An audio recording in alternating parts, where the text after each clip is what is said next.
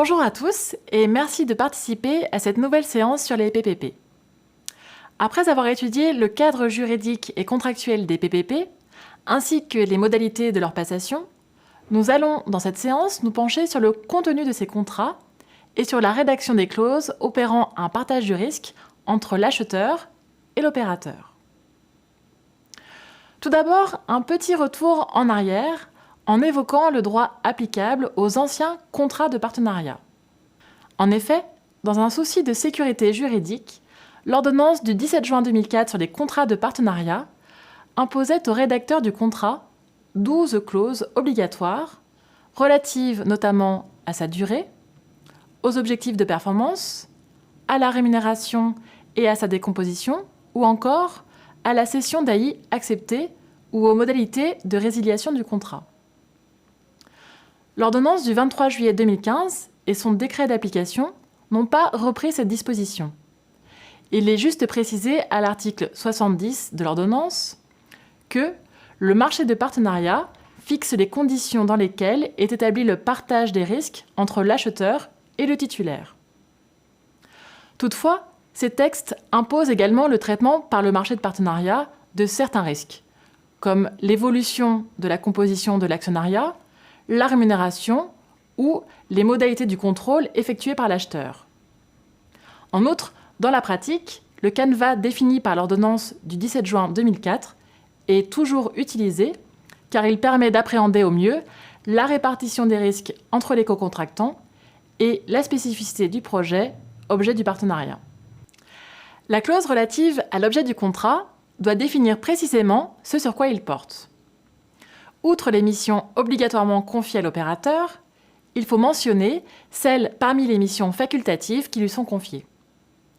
Il est également important de préciser si l'exercice d'activités annexes ou de valorisation du domaine est autorisé. Ces activités sont différentes de celles concourant à l'exercice par la personne publique de la mission de service public dont elle est chargée. Ce sont des activités privées, connexes à l'objet du marché de partenariat, qui donneront lieu à la perception de recettes annexes. L'architecture contractuelle du projet peut être impactée par l'objet du contrat. Tout d'abord, s'il y a une pluralité de missions en période d'exploitation, nécessitant la mobilisation de compétences diverses, celles-ci ne seront pas nécessairement détenues par une seule entreprise.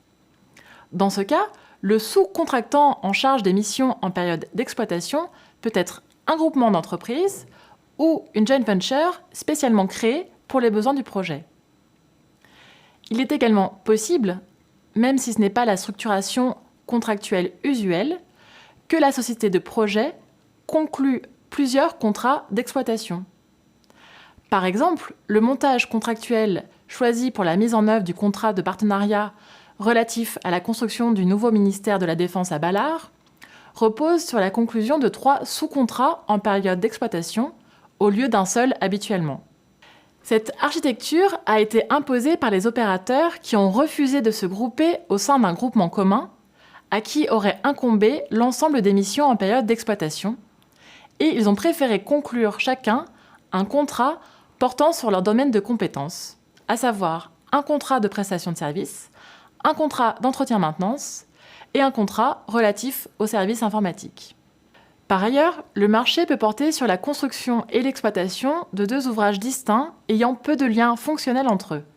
Par exemple, un musée à côté d'un restaurant. Il peut alors être envisagé la création de 2 entités dédiées à chaque projet, elles-mêmes en charge de la passation des sous-contrats nécessaires à la mise en œuvre du projet.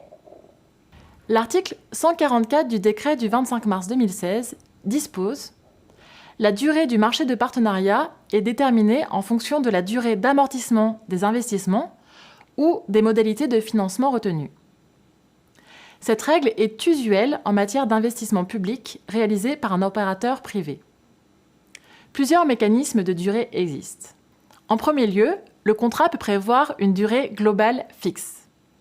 Dans ce cas, s'il y a un retard dans la mise à disposition des ouvrages, la période d'exploitation est raccourcie d'autant. Dans ce cas, le partenaire privé peut être pénalisé du fait de ce retard, car il va perdre des redevances qui devaient lui servir à rembourser son emprunt. Il peut aussi être décidé de ne pas pénaliser le partenaire de cette façon, parce que le retard n'est pas fautif ou parce qu'on estime que l'application de pénalités suffit. Dans ce cas, plusieurs solutions peuvent être envisagées. On peut tout d'abord procéder, à la date effective de mise à disposition des ouvrages, à un nouveau calcul du montant de la redevance financière dédiée à couvrir la part d'investissement et de financement. Cette modalité de prise en compte du retard peut soulever des difficultés si les taux d'intérêt des crédits ont été cristallisés. Car, selon le retard et les surcoûts, il sera peut-être nécessaire de recaler les instruments de couverture de taux. Cela peut engendrer une soulte négative qui devra être payée. Se pose alors la question de qui doit prendre en charge cette soulte. La réponse varie selon que le retard est fautif ou non, mais souvent, la personne publique en assumera partiellement la charge. Une autre solution, dite des redevances suspendues, peut être mise en œuvre. Le paiement des redevances financières, qui aurait dû être effectué à compter de la date contractuelle de mise à disposition, c'est-à-dire s'il n'y avait pas eu de retard, est suspendu jusqu'à la mise à disposition effective des ouvrages. L'ensemble de ces redevances suspendues est alors versé en une fois, à la date du premier versement qui suit la mise à disposition effective de l'ouvrage.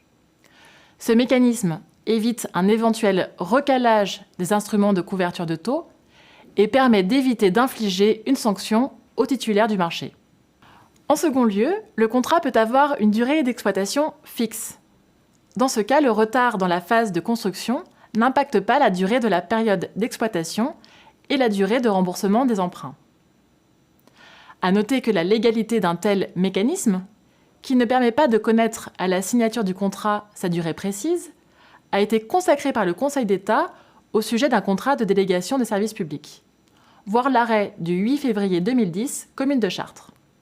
L'article 81 de l'ordonnance du 23 juillet 2015 précise « Le marché de partenariat fixe les conditions dans lesquelles l'actionnariat du titulaire, lorsque celui-ci est constitué en société dédiée à la réalisation du projet, peut être modifié. Il prévoit notamment les modalités d'information de l'acheteur et, le cas échéant, les modalités de partage de la plus-value de cession des titres. » Au jour de la conclusion du marché de partenariat, l'actionnariat de la société dédiée est composé des membres du groupement d'entreprises lauréats de la procédure d'attribution du contrat.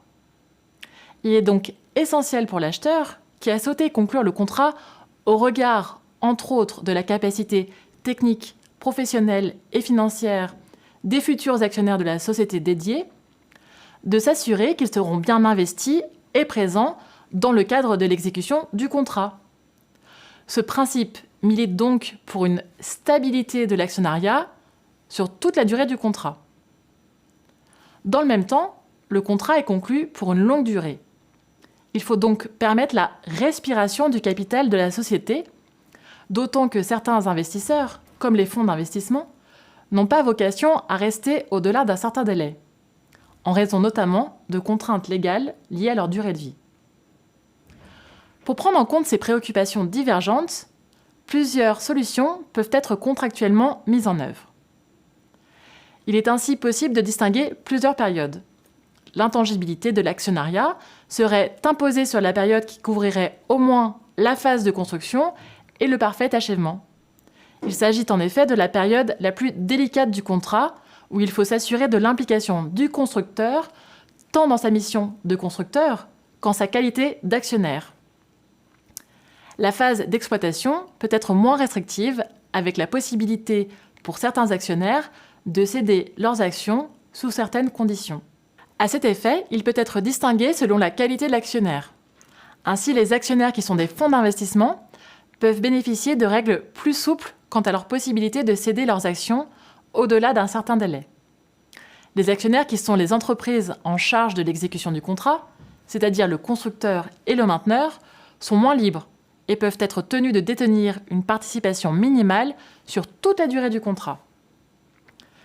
S'agissant du contrôle exercé par l'acheteur, le contrat peut prévoir une simple obligation d'information à la charge de l'actionnaire cédant ou une procédure d'autorisation préalable. En tout état de cause, le non-respect des règles relatives à la stabilité de l'actionnariat est sanctionné par la résiliation pour faute du titulaire du contrat.